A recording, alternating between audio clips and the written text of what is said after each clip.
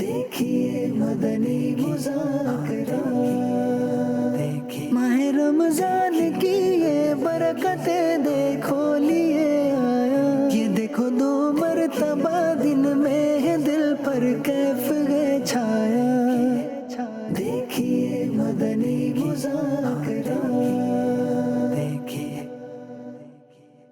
الحمدللہ رب العالمین والصلاة والسلام علی خاتم النبیین اما بعد فاعوذ باللہ من الشیطان الرجیم بسم اللہ الرحمن الرحیم الصلاة والسلام علیک یا رسول اللہ وعلی آلک واصحابک یا حبیب اللہ الصلاة والسلام علیک یا نبی اللہ وعلى آلك وصحابك یا نور اللہ۔ نویت سنت الاعتکاف، کبھی داخل مسجد انہیں سعادت پائیں، اعتکاف کی نیت ضرور فرمائیں۔ نیت دل کے ارادے کو کہتے ہیں، دل ہی میں نیت کر لیجئے میں نے سنت اعتکاف کی نیت کی، آپ معتکف ہو گئے۔ دل میں نیت حاضر ہوتے ہوئے زبان سے بھی کہہ لینا اچھا ہے۔ مسجد میں کھانے پینے، سونے، افطار کرنے کی اجازت اس صورت میں ہوتی ہے جبکہ اعتکاف کی نیت کی ہے، نہیں کی تو آپ مسجد میں افطار نہیں کر سکیں گے، ہاں نیت کر لیں اور اب افطار بھی کر لیں، کھا بھی لیں۔ تاہم یہ کہ مناسب ہے کہ اعتکاف کی نیت جب کھانے پینے کے ٹائم پر ہی کرتے ہیں تو پھر اس کے لیے اللہ کی رضا کی نیت کے ساتھ وہ نیت کریں اور درود پاک ذکر و درود کچھ کر لیں، چاہے تو 12 بار درود شریف پڑھ لیں، اب افطار وغیرہ کر لیں۔ لیکن اگر سورج ڈوب چکا ہے یقینی طور پر تو پھر یہ کہ اعتکاف کی نیت کرتے ہی آپ پہلے افطار کر لیں، جبکہ نیت نہیں تھی، پہلے سے نیت کی بھی تھی تو بار بار نیت کرنے کی ضرورت نہیں ہوتی جب تک مسجد سے خارج نہیں ہوتے۔ مسجد سے باہر نکل جائیں گے تو اعتکاف نفل جو ہے ختم ہو جاتا ہے۔ فرمان آخری نبی صلی اللہ علیہ وآلہ وسلم، اے لوگو بے شک بروز قیامت اس کی دہشتوں یعنی گھبراہٹوں اور حساب کتاب سے جلد نجات پانے والا شخص وہ ہوگا جس نے تم میں سے مجھ پر دنیا کے اندر بکثرت درود شریف پڑھے ہوں گے۔ صلو علی الحبیب صلی اللہ علی محمد۔ مدنی مذاکرے کا سلسلہ ہے، آج 10واں روزہ ہے، عصر پڑھ کر عاشقان رمضان جمع ہے، عالمی مدنی مرکز فیضان مدینہ کراچی میں۔ سوالات کیجئے، ہر سوال کا جواب وہ بھی بالصواب یعنی درست دے پاؤں یہ ضروری نہیں، بن پڑا عرض کرنے کی کوشش کی جائے گی، بھول کرتا پائیں فوراً میری اصلاح فرمائیں، مجھے آئیں بائیں شائیں کرتا اپنے کہے پر بلا وجہ اڑتا نہیں، شکریہ کے ساتھ رجوع کرتا پائیں گے انشاءاللہ الکریم۔ صلو علی الحبیب صلی اللہ علی محمد۔ پیارے امیر اہل سنت حضرت خدیجہ رضی اللہ تعالیٰ عنہا کی نماز جنازہ کس نے پڑھا ہے؟ حکم نہیں آیا تھا ابھی، نماز جنازہ کا اس وقت حکم آیا نہیں تھا۔ صلو علی الحبیب صلی اللہ علی محمد، یعنی نماز جنازہ نہیں پڑھی گئی تھی کیونکہ ابھی اس میں اللہ پاک کی طرف سے حکم آیا نہیں تھا نماز جنازہ کا۔ صلو علی الحبیب صلی اللہ علی محمد۔ محمد واجد بات کر رہا ہوں، فیضان مرشد ڈپارٹمنٹ سے میرا تعلق ہے۔ امیر اہل سنت کی بارگاہ میں میرا سوال ہے، یا مرشد اگر ہم نماز تراویح پڑھ رہے ہوتے ہیں تو تکبیر تحریمہ امام کے ساتھ مقتدیوں کو بھی لازمی ادا کرنا ہوگی، اور ہر نیت کے ساتھ جب 2 رکعت کے بعد سلام پھیرتے ہیں تو ہر تراویح میں تکبیر تحریمہ امام صاحب کے ساتھ ساتھ مقتدیوں کو بھی کرنا ہوگی؟ اور 2 رکعت جو پڑھ رہے ہیں تو اس میں تکبیر تحریمہ تو لازم ہے، کمپلسری ہے۔ تکبیر تحریمہ اگر امام سے پہلے ختم کر لی تب تو نماز نہیں ہوگی. امام کہہ چکے اس کے بعد کر لی تو صحیح ہے تکبیر تحریمہ. اور بہتر طریقہ ہے کہ جیسے پہلے سے ہی موجود ہیں تکبیر تحریمہ امام کے ساتھ کہنا ہے.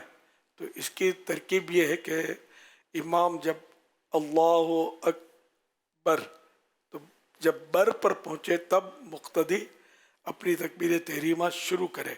تو اس سے یہ ہوگا کہ وہ بر میں چونکہ مد وغیرہ تو ہے نہیں، بر فوراً ادا ہو جاتا ہے.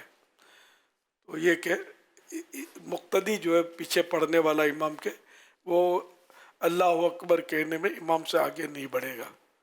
اور شروع سے اللہ اکبر امام نے کہا اور آپ نے بھی اللہ اکبر کہا تو اس میں امکان ہے، کہنے میں تو حرج نہیں ہے. اگر امام سے پہلے آپ کی تکبیر ختم نہیں ہوتی تب تو نماز تو درست ہو جائے گی، لیکن اس میں امکان ہے کہ امام اکیلے میں آدمی طول نہیں دیتا اور دوسرے جب لوگ ہوتے امام ہوتا ہے تو اللہ اکبر، وہ تھوڑا سا طول دیا نا، اللہ کو اکبر یہ نہیں کہتا.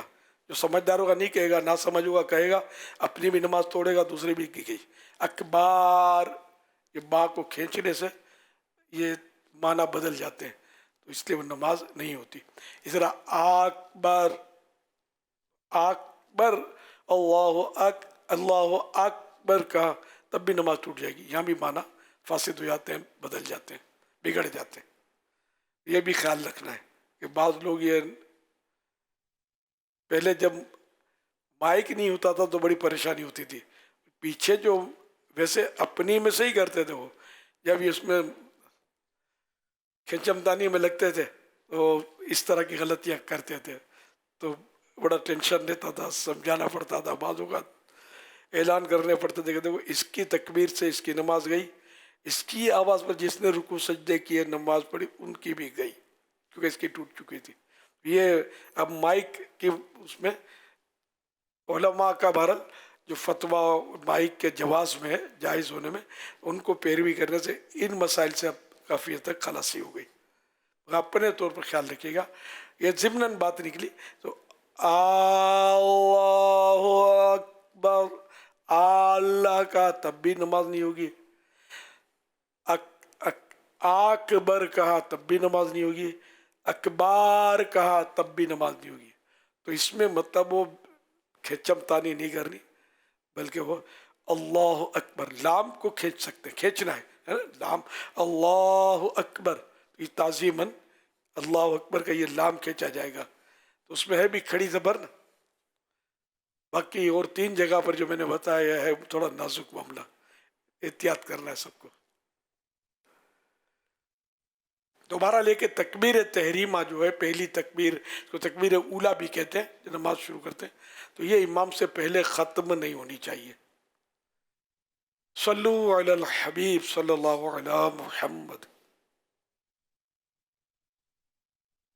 بسم اللہ الرحمن الرحیم. سب سے پہلے تو میں مدنی چینل کو مبارکباد پیش کرتا ہوں. 18 سال سے وہ اتنی اہم سروسز دے رہے ہیں، 6 سیٹلائٹس پر ہیں، کروڑوں لوگ ان کو دیکھتے ہیں اور جو بہت امپورٹنٹ جو دینی امور ہیں ان پر سوال بھی کرتے ہیں، ان کے جواب بھی لیتے ہیں. وہاں سے عبادات کی محافل جو ہیں وہ بھی منعقد کی جاتی ہیں.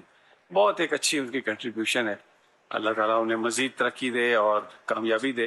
اور میں پھر اینڈ پہ ایک بات پیش کرتا ہوں ان کو کہ 18 سال پورے ہوئے اور اللہ مزید ان کو اس سفر میں کامیابی. گزشتہ 18 سال سے اس کی نشریات پورے جنوبی ایشیا میں سنی جا رہی ہے. یہ دین کی خدمت کر رہا ہے، نوجوانوں کی تربیت کر رہا ہے اور معاشرے کو آپس میں جوڑ رہا ہے اور اس طرح سے ایک وحدت کا پیغام جو ہے وہ دور نزدیک پہنچایا جا رہا ہے.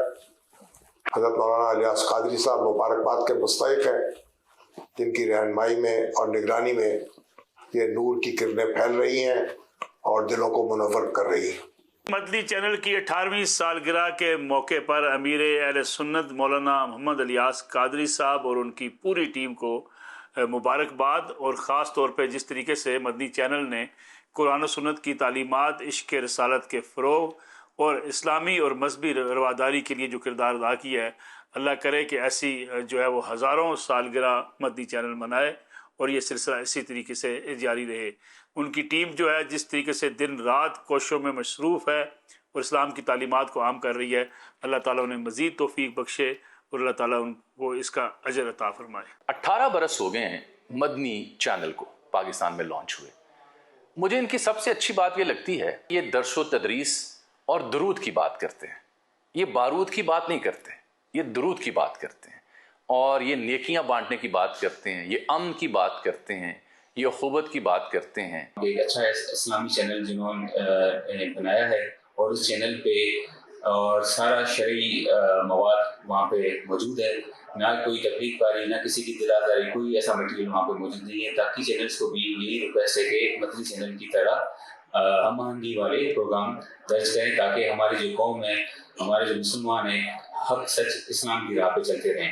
تعمیر اخلاق کے ساتھ ساتھ مذہبی تعلیم جو ہے وہ دی جا رہی ہے، اور آج کے دور میں نہایت ضروری ہے کہ آپ اسلام کو کی صحیح روح تک پہنچنے کے لیے اس طرح کے چینلز کو جو ہے فالو کریں۔ فلاح انسانیت کے لیے جو کردار ادا کر رہے ہیں وہ قابل تحسین ہے، اور اس اسٹیج پہ میں اپنی خدمات بھی پیش کرتے ہوئے اپنے بھائیوں سے التماس کروں گا کہ اگر کہیں اس ناچیز کی کہیں کوئی ضرورت پڑتی ہے تو میں حاضر ہوں، آپ کے لیے ڈھیروں دعائیں۔ آخر میں بالخصوص مولانا الیاس قادری صاحب کا میں مشکور ہوں، ممنون ہوں کہ انہوں نے اتنی شاندار ٹیم ڈیولپ کی، نہ صرف یہ کہ میڈیا کے شعبے کے لیے اور اسلام کا آفاقی پیغام دنیا بھر میں پھیلانے کے لیے، جس کے نتیجے میں لاکھوں لوگوں تک اس خوبصورت اور مکمل دین کا پیغام ایسے طریقے سے پہنچتا ہے۔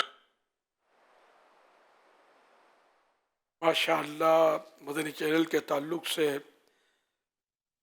بہت پیارے پیارے جذبات آپ نے بیان فرمایا۔ اللہ کریم آپ کو اس کا اجر عطا فرمائے۔ اپنے گھر میں مدنی چینل چلتا رہے، اس کا خاص اہتمام فرمائیے۔ صلو علی الحبیب صلی اللہ علیہ محمد۔ مدنی مذاکرہ فیس بک لائیو مولانا الیاس قادری، یوٹیوب چینل مولانا الیاس قادری، اس پر جاری ہے، اور اس پر ملنے والے کچھ سوالات بھی ہم کرنے کی کوشش کرتے ہیں۔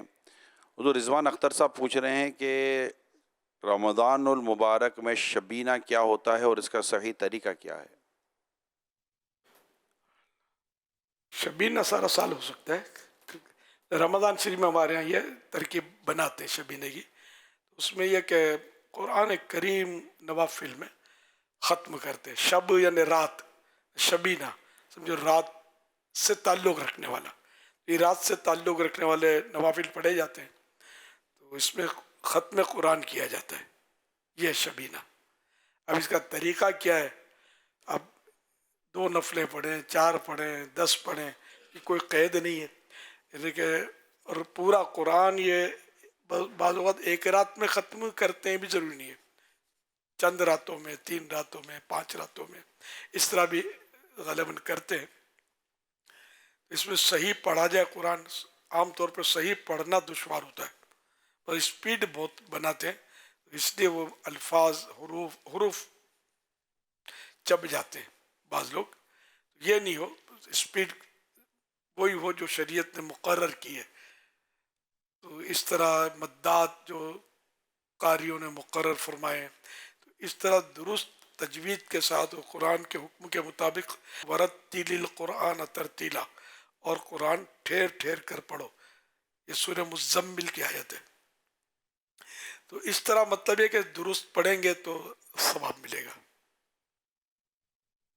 صلو علی الحبیب صلی اللہ علیہ محمد صلی اللہ۔ شبینے میں ہمارے یہاں جو شبینہ ہوتا ہے، اس میں ایک تو جیسے مساجد میں بعض اوقات ہوتا ہے، یعنی کئی مقامات ہوتی ہیں مساجد میں ہوتا ہے، تو بعض اوقات جیسے اولڈ ایریاز جو ہیں مختلف شہروں کے، تو اس میں اسپیکر پر ہوتا ہے، یہ ہوتا عام طور پہ رات گئے تک ہے، کبھی 3 دن میں ختم ہوتا ہے تو گھنٹوں چلتا ہے، تو قریب کے گھروں کے اندر پھر اس کی آواز جاری ہوتی ہے۔ ایک اس حوالے سے ارشاد فرماتے ہیں، جب بعض اوقات مسجد میں بھی ہو رہا ہے، بنگلوں میں بھی ہو رہا ہے، تو ایک پڑھنے والے مختلف آتے ہیں، اس میں 8 10 15 20 پڑھتے ہیں، ایک سپارہ پڑھتے ہیں حفاظ جو ہوتے ہیں، ہوتا یہ ہے کہ یہ پورا ایک بعض اوقات پوری تقریب ہو رہی ہوتی ہے، پیچھے شربت کا اسٹال لگا ہوا ہے، یہ میں پہلے کی تو بتا رہا ہوں، ابھی تو ہو سکتا ہے کچھ اور بھی ہو چکا ہو، کھانے کے اسٹال لگے ہوئے ہوتے ہیں، تو ایک آدھا کوئی جا کے کھڑا ہو جاتا ہے،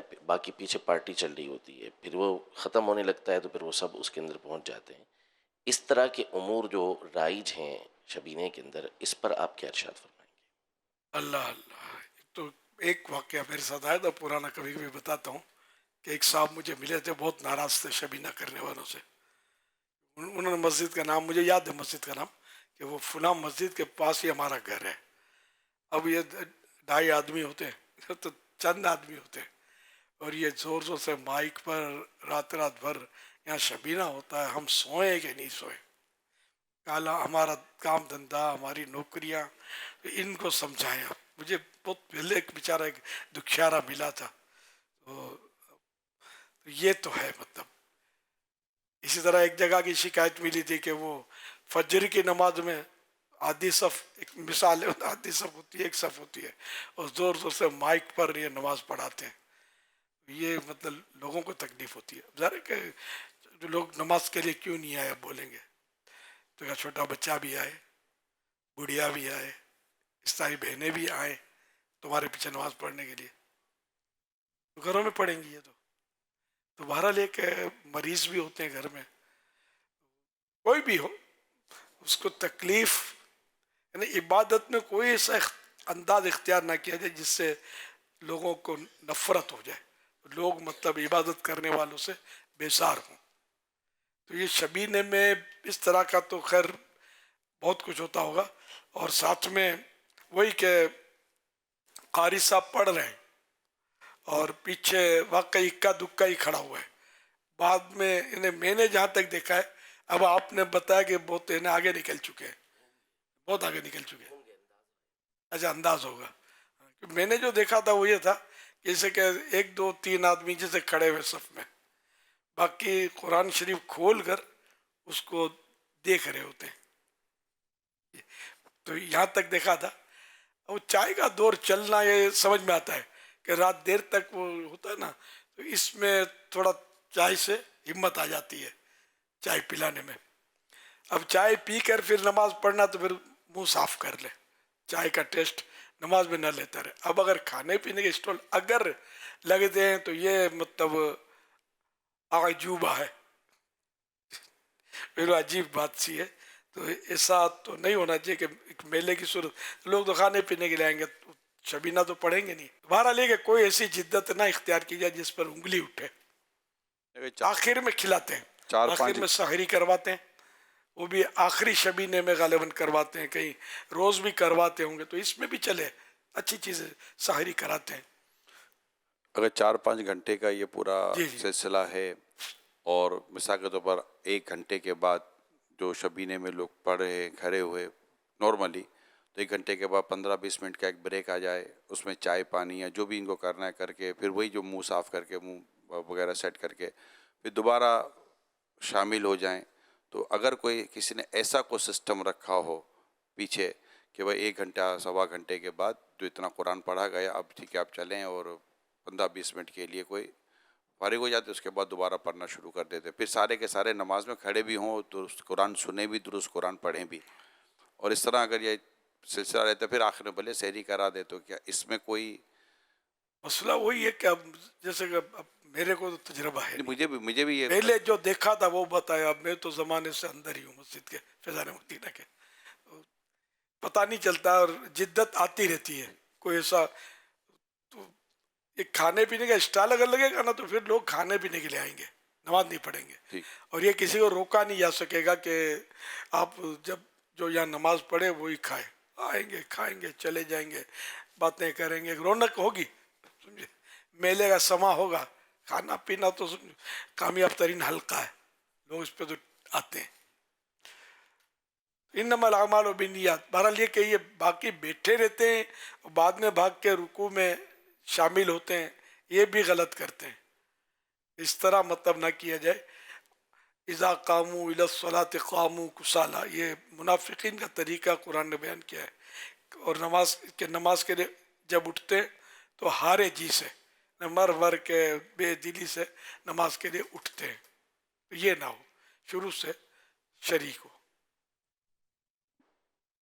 यानी हम ये कह सकते हैं कि शबीना जो है खुद फी नफसी ही एक अच्छी बात है, लेकिन ये कि जिसको करवाना हो तो फिर वो उलमा से और मुफ्तियान अहले सुन्नत से रहनुमाई लेकर अब वो पैसे भी देते होंगे, देते हैं हाफिज साहब को उजरत नाजायज है कुरान शरीफ पढ़ाने की।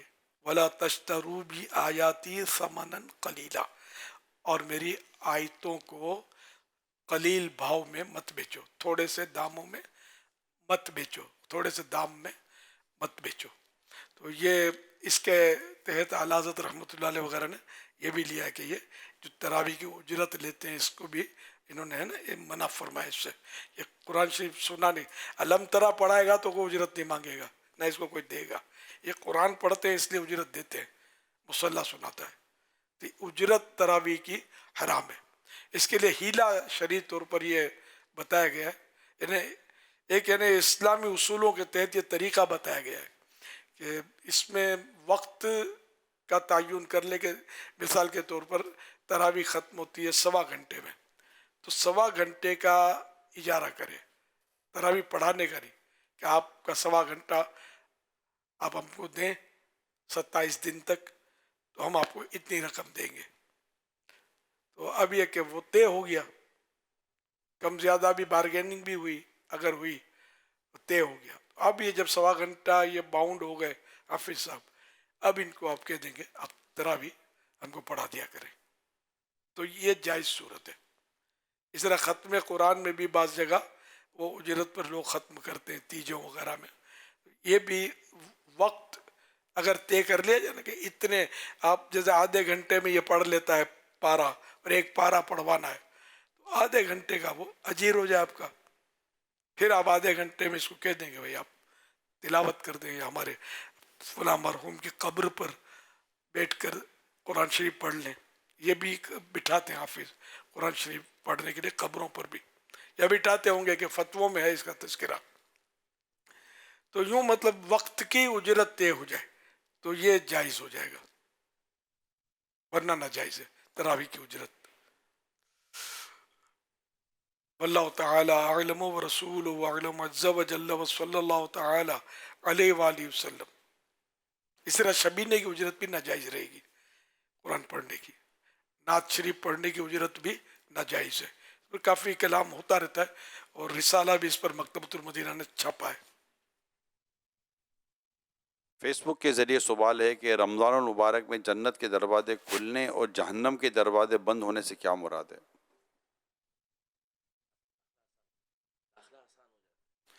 जन्नत में दाखिला आसान हो जाता है, दरवाजे खुलने से मुराद मुफ्ती साहब ये बता रहे, और जहन्नम के दरवाजे बंद हैं, इसका मतलब दाखिला मुश्किल हो जाता है। जैसे गैर मुस्लिम तो जाएगा, जहन्नम में तो दाखिला तो क़यामत। जी, यानी असल इनसे मुराद ये होता है जैसे जहन्नम जुमा के दिन नहीं भड़काया जाता, तो ये ख़ास अल्लाह पाक की रहमतों की तरफ इशारे होते हैं कि इसमें बंदा अमल करके अपने आप को जहन्नम से बचा सकता है, जन्नत के अंदर दाखिला इसके लिए आसान हो जाता है। एक्चुअली इसके दरवाजे जिस तरह हमारे दरवाजे होते हैं, ताले होते हैं, ये नहीं है। जन्नत के दरवाजे तो हैं, जहन्नम के दरवाजे भी बड़े बड़े दरवाजे हैं। जी, ये तो कुरान के अंदर मौजूद है। जी जी, बाब हाँ जी, लेकिन ये कि जो दाखिला होगा वो हकीकी तौर पर तो वाकई क़यामत में ही होगा। दुनिया में मरने के बाद जो है वो बाज़ औक़ात ये चीज़ें दिखा दी जाती हैं पहले से, लेकिन असल दाखिला क़यामत के दिन। जी, जन्नत के दरवाजे खुल जाते हैं, इसका मतलब ये होता है कि जन्नत का दाखिला एंट्री आसान हो जाती है, जल्दी जल्दी नेकियां करके जन्नत पालो। और जहन्नम के दरवाजे बंद होते हैं, इसका मतलब ये है कि जहन्नम में जाने में जो आम दिनों में आदमी जहन्नम का हकदार जल्दी हो जाता है, इसमें यानी कि आसानियाँ है कि अपने आप को बंदा अमल करके गुनाह से बचकर जहन्नम से महफूज कर ले। बाकायदा दरवाज़ा बंद करके लॉक लगाना, जो हमारे यहाँ दरवाजे बंद होते हैं, इस तरह का यहाँ तस्वुर नहीं है। صلو علی الحبیب صلی اللہ علیہ محمد. فیضان مدینہ کراچی سے عرض کر رہا ہوں. میرا سوال ہے، اگر کسی شخص نے سحری کا وقت ختم ہونے سے 2 منٹ پہلے لیٹنے کی حالت میں آنکھوں میں ڈراپ ڈالا اور سحری ختم ہونے کے تقریباً 8 منٹ بعد جب وہ اٹھ کر بیٹھا تو اسے محسوس ہوا کہ ڈراپ کا قطرہ حلق سے نیچے اتر رہا ہے، اس صورت میں اس کا روزہ درست ہے یا نہیں؟ درست ہو جائے گا، کیونکہ اس نے پہلے سے ڈال لیا تھا. یہ ہے.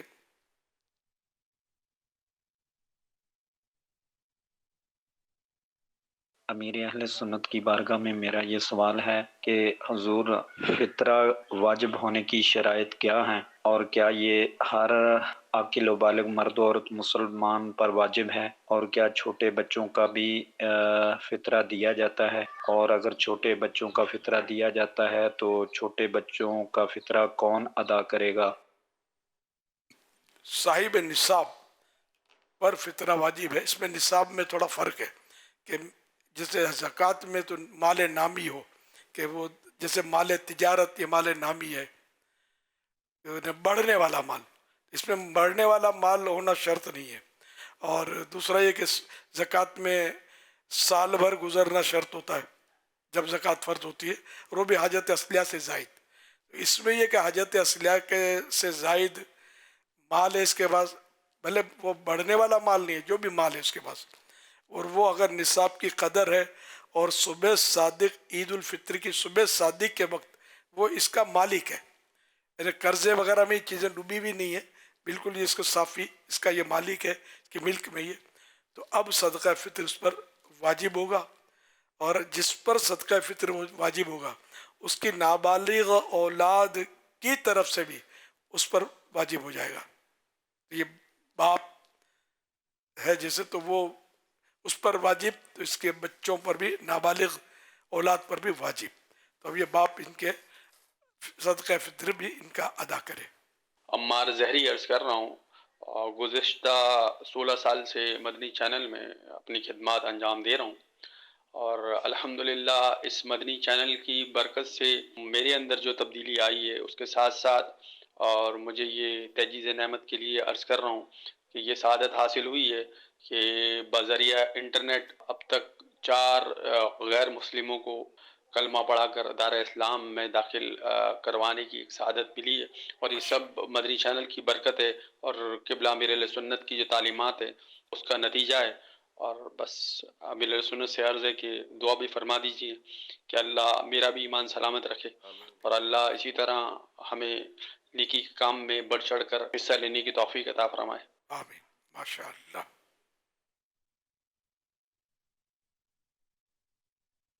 امیر اہل سنت سے احمد عرض کر رہا ہوں. فرض کی نیت سے نماز شروع کر لی، حالانکہ سنت قبلیہ نہیں پڑھی تھی، تو کیا اسی نماز کو سنت قبلیہ کی نیت سے پوری کر سکتے ہیں؟ فرض کی نیت سے پڑھ لی اور دل میں فرض ہی کی نیت تھی تو وہ نیت تبدیل نہیں کر سکیں گے، نہ توڑ سکیں گے، نماز پوری کرنی ہے. صلو علی الحبیب صلی اللہ علیہ محمد. روزے کی حالت میں وضو میں ناک میں پانی کہاں تک پہنچائیں؟ نرم ہڈی تک. اصل دماغ میں نہ چڑھے، تو یعنی زور سے سونگیں گے نا تب دماغ میں چڑھے گا. تو تھوڑا تھوڑا ڈر ڈر کے کوشش کرے کہ مطلب یہ نرم ہڈی تک پہنچ جائے پانی.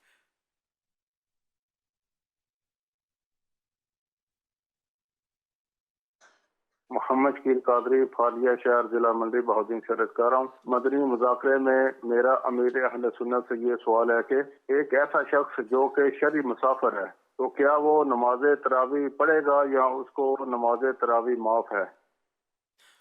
نہیں، تراویح کی نماز تو پڑھے گا اور پوری پڑھے گا، سنتیں بھی پوری پڑھے گا. صرف 4 رکعتی فرض جو ہے نا، ظہر، عصر، عشاء، ان 4 فرضوں کی جگہ پر 2 رکعت پڑھے گا، قصر، نماز قصر. باقی سنتیں، وطر، مغرب کے فرض بھی پورے پڑھنے، تراویح بھی پوری پڑھنی ہے. محمد اسلامت طاری حافظ آباد سے عرض گزار ہوں۔ پیارے امیر اہل سنت، آپ کی بارگاہ میں یہ سوال عرض ہے کہ سوشل میڈیا پر ایک پوسٹ نظروں سے گزری جس میں لکھا ہوا تھا اگر اونچی جگہ پہ ہی تعلق بنانے کا شوق ہے تو عرش کا مالک سب سے اونچی جگہ پہ ہے۔ اس بارے میں رہنمائی فرما دیجئے، ایسا کہنا کیسا؟ جزاک اللہ خیرہ۔ سب سے اونچے عرش کا مالک بھی اللہ ہے، یہ جملہ کہا تو بچت ہو جاتی، یہ خطرناک ہے۔ یہاں جو انہوں نے کہا اونچی، تو اس سے بڑے لوگوں سے مراد نہیں ہوگا جو بڑے ہیں، کہ بڑے لوگوں سے اگر تعلقات بنانے کی اگر آپ کی سوچ ہے تو اللہ سب سے بڑا ہے، اللہ اکبر، تو اپنے رب سے تعلق قائم کرو، تو اس سے یہ لیا جا سکے گا۔ یہ جملے آپ نے کہا تو بہت اچھے ہیں، لیکن انہوں نے کہا نا رہتا ہے، اونچی جگہ پر ہے، یعنی ہم اس کو جگہ پر ہے کہا، ہاں پر ہے، تو یوں کہنا صحیح نہیں ہے، یعنی وہ مفہوم یہی ہے بات کا جو آپ ارشاد فرما رہے ہیں، لیکن جملوں کا استعمال ٹھیک نہیں ہے۔ کفریہ تو نہیں کہیں گے جبکہ اس کی نیت باقاعدہ جگہ کی نہ ہو، لیکن ایسا جملہ استعمال کرنے سے منع ہی کیا جائے گا۔ یعنی کوئی یہ کہے نا کہ اللہ آسمان پر رہتا ہے تو یہ کفر ہے۔ میں نے باقاعدہ میں نے دیکھا ہے بعض اوقات، پہلے بہت پہلے دیکھا ہے، بچے کو جب مجھے اللہ کہاں ہے تو اوپر، وہ بچہ یوں دکھا انگلی، یہ بالکل مس ٹریننگ ہے بچوں کی اور خطرناک ہے یہ، کہ بچے کا شروع سے ذہن بنے گا کہ اللہ اوپر رہتا ہے، تو اللہ پاک کا نہ کوئی مکان جس میں رہتا ہو، یعنی مکان سے اور سمت سے پاک ہے، ڈائریکشن سے بھی پاک ہے کہ اللہ اوپر ہے، یا دائیں طرف ہے، لیفٹ ہے یا رائٹ ہے، یہ کچھ یہ نہیں کہنے کا، اللہ ہے، یہ عقیدہ ہے کہ اللہ ہے، اور جو بھی ہے سب کا مالک ہے، سب کا خالق یعنی پیدا کرنے والا ہے، جو چاہتا ہے کرتا ہے، قادر ہے، قدرت رکھتا ہے، اللہ سنتا ہے، دیکھتا ہے، لیکن یہ کہ ہماری طرح کان اور آنکھ اس کی کہ یہ تصور نہیں کیا جا سکتا۔